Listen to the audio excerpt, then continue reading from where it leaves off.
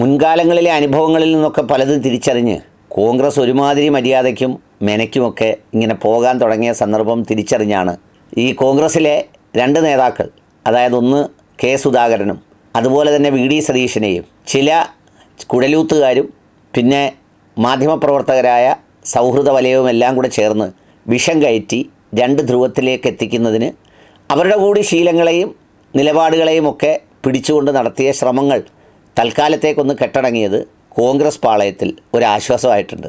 കഴിഞ്ഞ 2-3 ദിവസങ്ങളായി അവർക്ക് ആശങ്കയായിരുന്നു.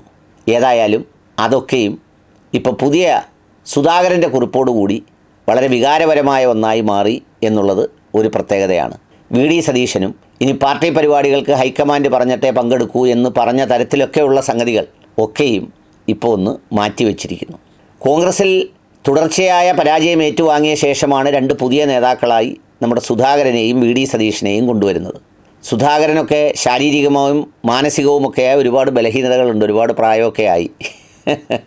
ഒരു 10-25 കൊല്ലം മുമ്പായിരുന്നു പുള്ളിക്ക് ഇതൊക്കെ കൊടുത്തിരുന്നതെങ്കിൽ സംഗതി കൊള്ളായിരുന്നു. പക്ഷേ എന്ത് ചെയ്യാനൊക്കും, കോൺഗ്രസ്സിലെ രീതി ഇങ്ങനെയാണ്. ഏതാണ്ടൊരു 10-60% ഒരു സംഗതി തളർച്ചയിലാവുമ്പോഴാണ് ഇതുപോലെയൊക്കെയുള്ള പദവികൾ അതിൽ കിട്ടുക. എന്തായാലും അങ്ങനെ അദ്ദേഹത്തെ എടുത്തു. സ്വാഭാവികമായി അദ്ദേഹത്തെ എടുത്തപ്പോൾ പുലി വരുന്നു എന്നൊക്കെ പറഞ്ഞ് വലിയ ബഹളമായിരുന്നു. എന്തൊക്കെ unit, special economic zone and special economic council of India, Kerala higher secondary school teachers and Congress of India എന്നൊക്കെ പറഞ്ഞ് എന്തൊക്കെയോ രൂപീകരിച്ചു. എവിടെയൊക്കെയോ കിടക്കുന്നു, ഒന്നും ആയില്ല. അതങ്ങനെ അങ്ങ് ആ വഴിക്ക് പോയി. അദ്ദേഹത്തിൻ്റെ കൂടെ പുലിയടാ പുലി എന്നൊക്കെ പറഞ്ഞ് കൂടിയ കുറേ ആളുകളെല്ലാം കൂടി ആവേശം കത്തിച്ചൊലിപ്പിച്ച് അത് ചെയ്ത് ഇത് ചെയ്ത് എപ്പോഴും ഇത്തരം ആളുകളുടെ മുന്നിൽ ഒരു കോക്കസ് അങ്ങ് കൂടും. അതങ്ങനെ നിൽക്കുകയായിരുന്നു. അപ്പോഴാണ് വി ഡി സതീശൻ്റെ വരവ്. സഭയ്ക്കകത്തൊക്കെ വളരെ പ്രാഗൽഭ്യത്തോടെ ഏത് പോയിൻറ്റും പറയാനും സമർത്ഥിക്കാനും മിടുക്കനായ ഡിബേറ്ററാണ് വി ഡി സതീശൻ.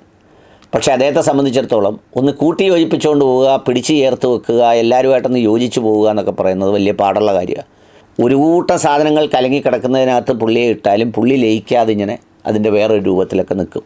ഇവർ രണ്ടുപേരുടെയും ഈ രണ്ട് സാഹചര്യങ്ങളുമൊക്കെ മനസ്സിലാക്കിയാണ് ഇപ്പോൾ കഴിഞ്ഞ ദിവസങ്ങളിൽ ഈ ജയത്തിന് ശേഷവും ഒരുമിച്ചിരുന്ന് ഇനിയും ജയിക്കേണ്ടത് എങ്ങനെയെന്ന് അപൂർവമായി മാത്രം കോൺഗ്രസ്സിൽ ആലോചിച്ചിട്ടുള്ള ഘട്ടത്തിൽ കെ സി വേണുഗോപാൽ മുൻകൈയെടുത്ത് വയനാട് അത്തരം ഒരു പരിപാടി വെച്ച് അതിൻ്റെ ആവേശം താഴേക്ക് കൊണ്ടുവന്ന് സാധാരണക്കാരായ പഞ്ചായത്ത് തെരഞ്ഞെടുപ്പിൽ മത്സരിക്കുന്ന പാർട്ടിക്കാർക്ക് ഗുണം കിട്ടുന്ന രീതിയിൽ അതിനെ ക്രമീകരിക്കാൻ എല്ലാ ഏർപ്പാടും ഉണ്ടായിക്കൊണ്ട് വന്നപ്പോഴാണ് ഒരു പൊട്ടിത്തെറിയും ബഹളവും എല്ലാം കൂടെ ഉണ്ടായത്.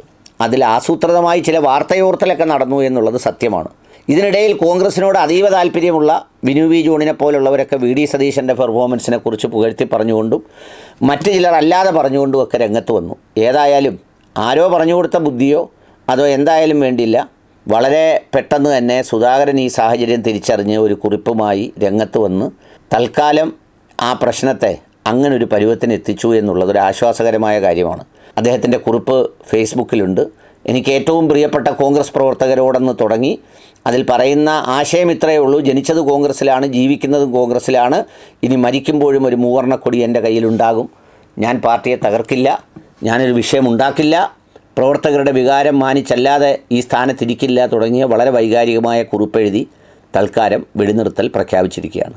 എത്ര നാളത്തേക്കാണെന്നുള്ളത് അടുത്ത വെടിപൊട്ടും വരെ നമുക്ക് കാത്തിരിക്കാം.